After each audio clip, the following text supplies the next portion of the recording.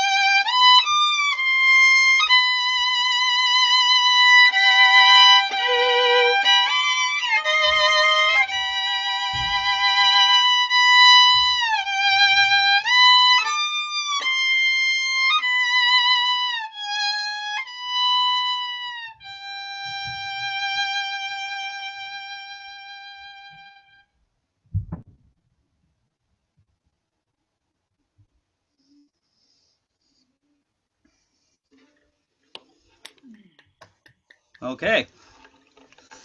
Oh, And the crowd goes wild. ah, the crowd goes relaxed. I feel so intensely relaxed, Steve. Thank you. That was wonderful. Oh, you're welcome. I'm surprised because that you chose that one because you generously recorded a lot of the tunes in advance in individual Yeah, spots, and a lot of them went pretty wild actually. yeah, yeah. Maybe we'll do a wild one too later. Well, that set the scene wonderfully. Is there anything you want to say about that tune? Well, when I first, um, you know, Ilana picked out the tunes for us rather randomly, which was kind of good. Saved us the time to try to figure out, you know, oh, I want to do that one, or like three people want to do the same tune. So this is like, you have to do these. It's like, okay, so what can I do with it? And I was struck by the fact that this tune repeats itself. The small phrases, yum pa yum pum be, that happens like three times right at the beginning. So I had to find a way to make it not sound like it was the same thing over and over and over again. So I just, I stated it first. The second time I did it like on the lower string of the G string. The third time, the music moves forward, so I pushed a little bit, did some rubato, and I played with octaves on the violin as well. The beginning of this piece sounds a lot like the Klezmer tune Nachas von Kinder. Yes? Okay. Right. The one that goes.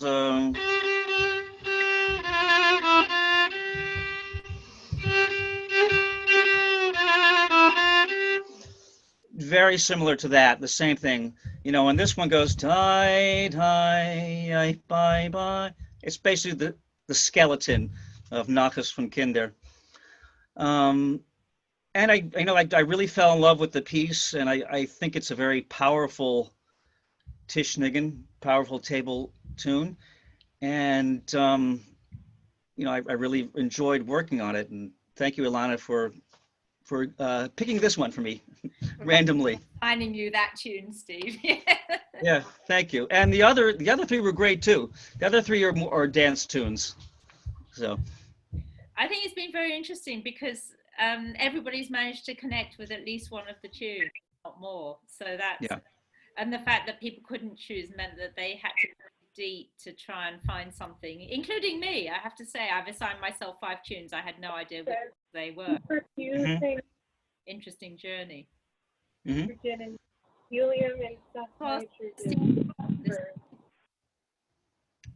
So we hear someone talking. Yeah, I'm trying to mute people. Occasionally people are on mute by accident, I think. Oh, that's okay. Yeah. It's hard to... No, I don't think they have. I just want to ask you, Steve, because I became aware, I knew who you were, and I'm not sure we met at that point, but you produced this double CD, 2 CDs of your own music, Stampenu's Dream. And Stampenu, yes. Obviously this incredibly famous in his time player of Jewish music who actually toured, which, was almost unheard of as a player. So it really, the title alone was very evocative and resonated. How did that come to be? I know it's probably a long story, so Well, I mean, I had been composing, new klezmer tunes in the old style, and quite a lot of them, and I had enough that I thought it'd be great to make an album, and I had not made an album. That came out in 2004. And my last album was the Chavrisa CD before that, which came out in 2000. So the Stampenu's Dream, then the later Stampenu's Neshama CDs kind of came out of my work with Chavrisa and that experience and working with Zev Feldman during that time, which is like 1,000 years ago now. It feels like it. I don't wrong, but could you say a little bit about what Chavrisa is, or what, I don't know, was now, or is it an is? Well, Chavrisa or Chavrusa is the term for a religious study group, traditionally, but it became the code name for the klezmer ensemble. So the musicians, the klezmorim, would say, hey, I'm off to go study with my Chavrusa, and they were actually going out to play with the band. So that was the title that we gave, I think that Zev, they came up with for the ensemble. So that's the Chavrisa story. And, we played old European klezmer music and a lot of our own compositions as well. We had a whole wedding show that Michael Alpert was the Botchen and Stuart Brotman was playing too. And we had Kurt Bierling and Deborah Strauss and so many people. for the big show at one point, but this is all on the way past. Yeah, an all-star lineup. It's what I'm trying to kind of create the neshama of that feel with this series, but unfortunately everybody has to be individual because we're all locked down separately. It's nice. How about another tune, Steve, at this point? All right. I'd like to do another one from the Beregovski collection. This one, I'm gonna move my chair here.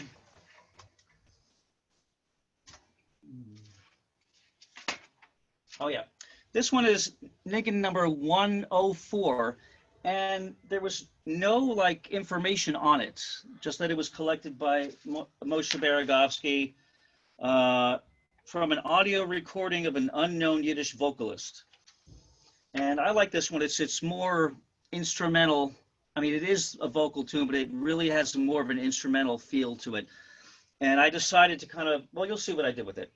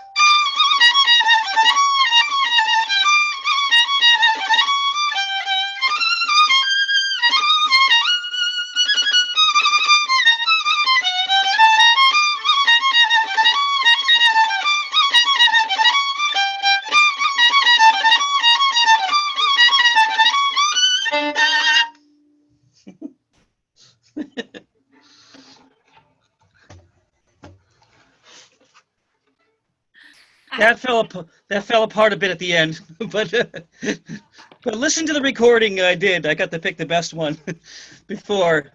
The joy of the live experience. Yeah, my cold basement. But it was fun. That tune, the more I played it, the more I remembered that melody sounds nearly exact to a Ukrainian folk tune called Arkan. It goes like this.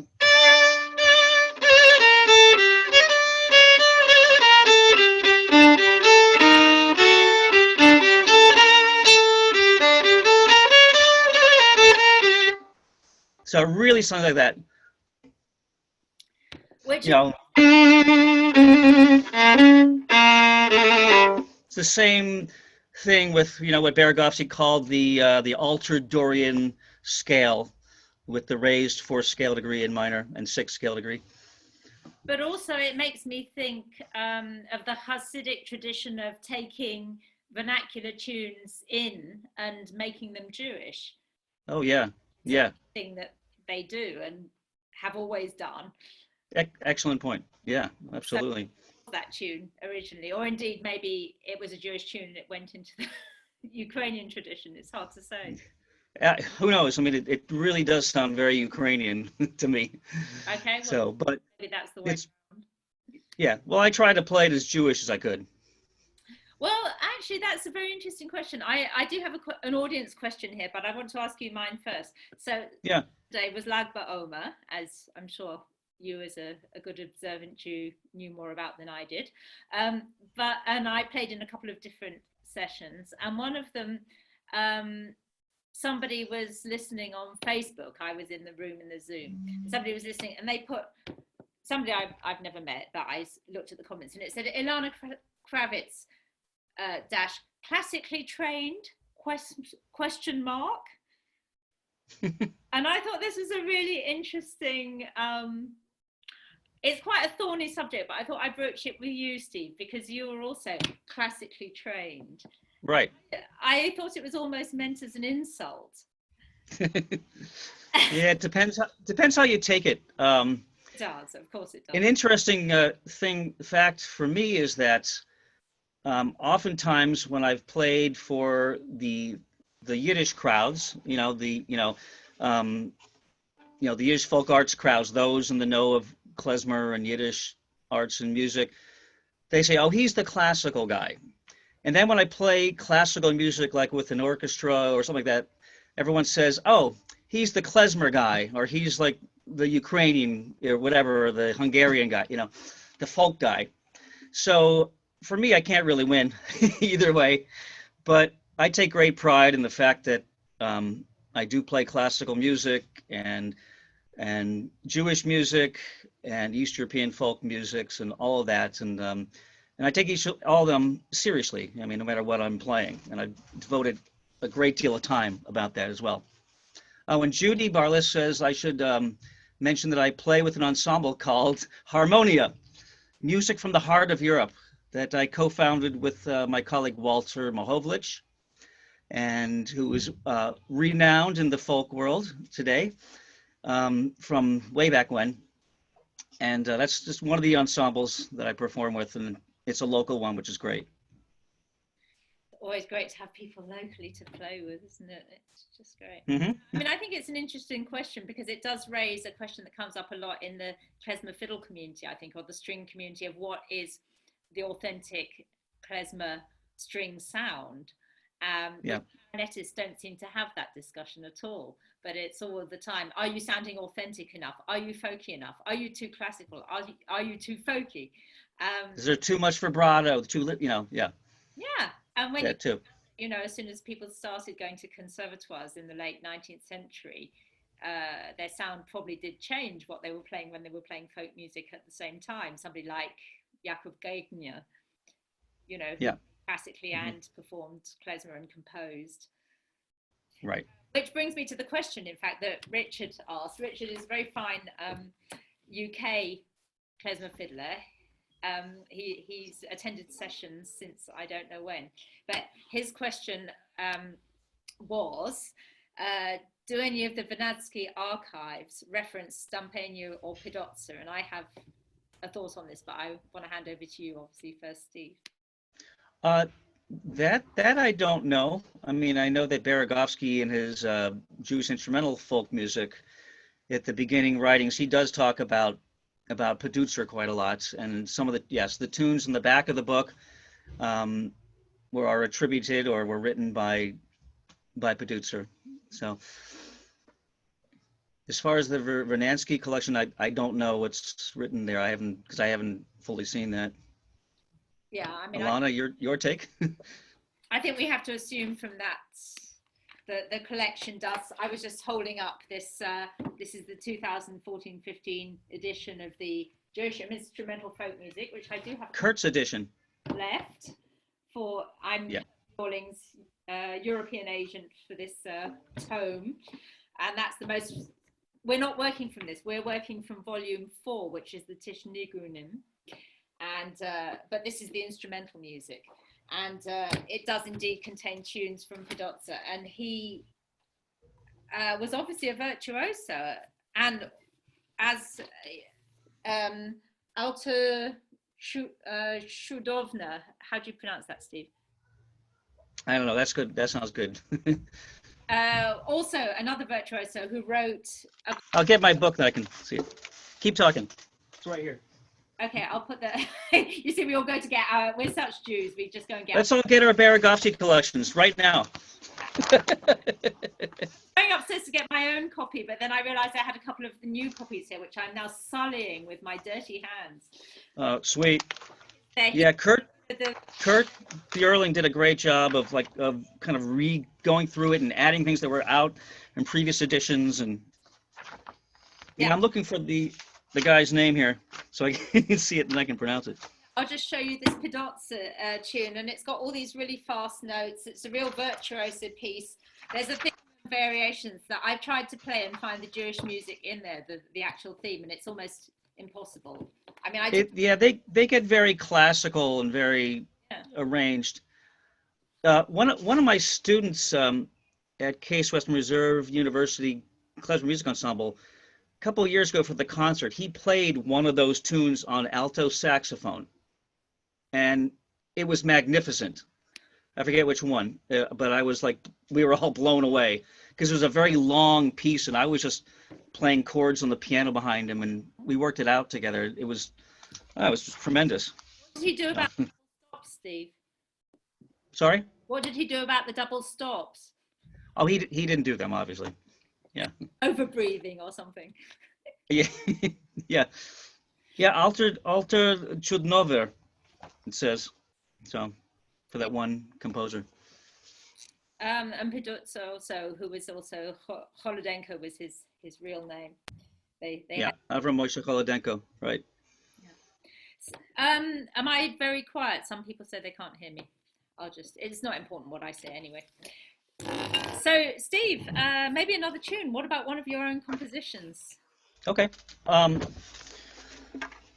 This one I wrote is called Concert Kalabavanens. Kalabavanens are the kind of weeping melodies and fragments of melodies, tunes that are played to encourage the bride and the bride's relatives to cry at the Jewish wedding.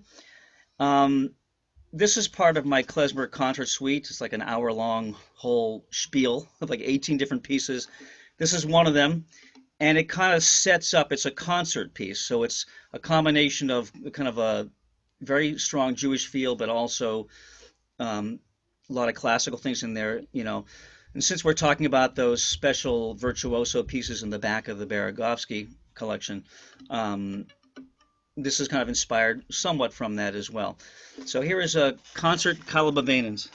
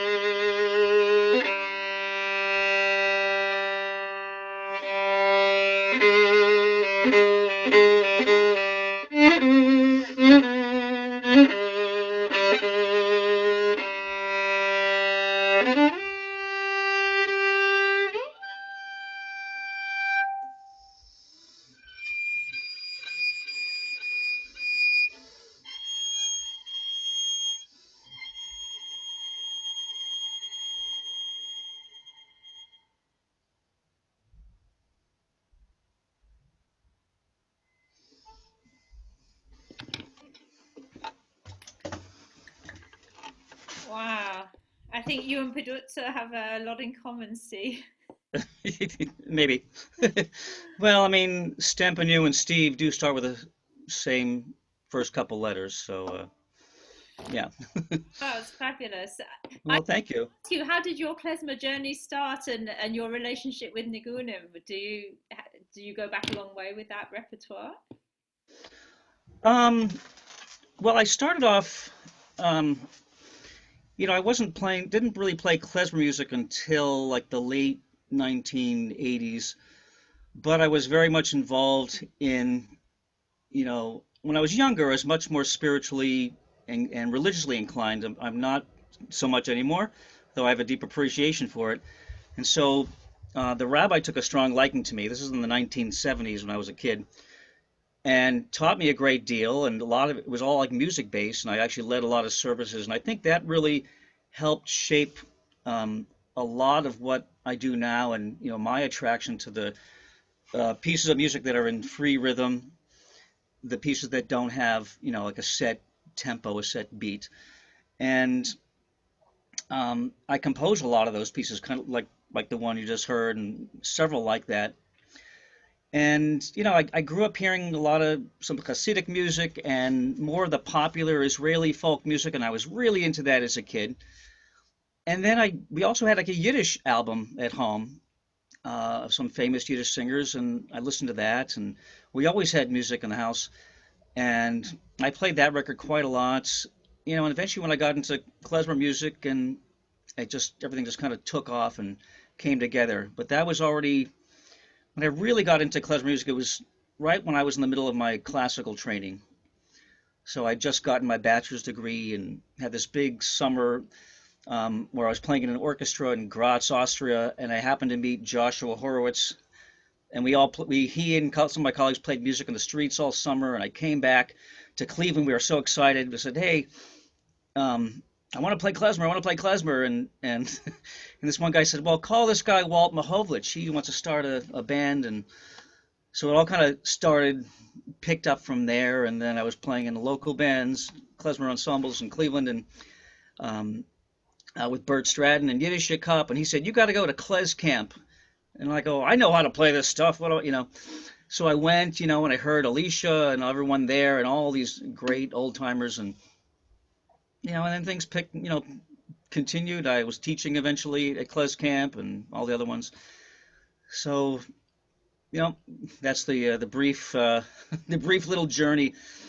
And obviously Nigunim and singing those tunes, to get back to your original question, they are very special to me, and something that really touches me, because it's one of the few types of music that there's so many different ways of expression. I mean, you have the exuberant and the really seriously joyous, and you have also the really intense, soulful. You have the yearning, the cleaving to God type tunes, Gagoyim Nigunim, um, the mysterious, and everything, and the silly. I mean, there's so many of them. I think I recorded one of each here, and there's just the Nigunim. They're just pound your fist on the table. The die die die ones that everyone just kind of sings along. So one of the ones I recorded you gave me, I forget the number, but I did it in like 7 or 8 different keys, and I kept getting faster and faster and more ecstatic. So if you go on Ilana's website, you can hear that one. That was fabulous. I was really blown away by that one, Steve. Oh, thanks. Well, I think it's funny, isn't it? Because Beregovski said that in the introduction to this volume, that it's quite a you can't say quite a unique genre because that's contradiction in terms, but it certainly is quite specific genre for the Jews, and the fact that there are these different moods and it covers all the different bases, if you like. But the fact that the first half of the book is the ones that he says are not for dancing, and the second half Yeah. is the ones for dancing. And the first half of the book alone, there are 158 tunes, and those are just the good ones that he picked. Right. Right. You know, It, as a child, he learned at least 200 or something like that. So, you know, it just right. blows my mind how many of these tunes there are out there and the range that's covered. So, Yeah, and I mean, as you know, and I'm sure it's been discussed over and over here, all the Hasidic groups have their own collections of Nigunim, so that they all have like their favorites and really special, incredible melodies. Some old, some new. yeah. And Yeah, another thing that Beregovski was saying was that it's very useful looking at the Hasidic ones because although they didn't invent the genre, they really ran with it. But also yeah, they like to preserve the old ones, in the way that they've always been sung, as well as yeah. inventing the new ones. So some of the repertoire is really old and it's probably almost exactly as it was then, Hmm. which is really interesting because, of course, in the folk tradition, things change quite a lot as they go along and they're adopted by Right. people. So, yeah. Hmm. Would you like to do us one more? I'm sure we've got time for one more if you. Okay. Um, yeah. I'm trying to see what I can do right now. Um, okay, here's a tune that is very similar to some of the tunes from the Lubavitcher Hasidic Nigunim tradition. And so I call it Lubavitcher Niggin. It goes like this. And I'm going to play this. I'll stand up and do it.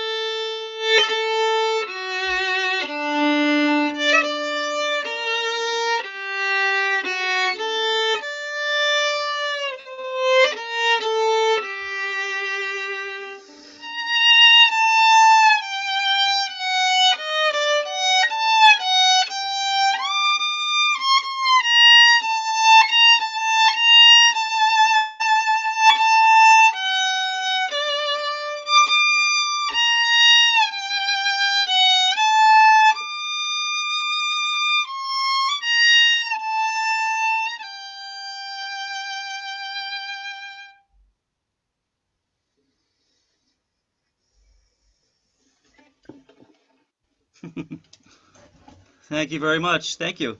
Just beautiful. Oh, Thank thanks, you. Steve. Can everybody give Steve one more really big round of applause? Thank you. And let's thank Ilana for putting together this absolutely amazing, gorgeous project. Um, if you get a chance to hear the other, it's like every single day, right? Or nearly every single day, there's someone, you're interviewing someone and playing and talking about Nigunim. 100, Yeah. how many? 35 times. Yeah. Thanks, Steve, for being with us. So, and we're grateful. So thank you very much. Thank you everybody else for coming and your support of the project as well. Thank you very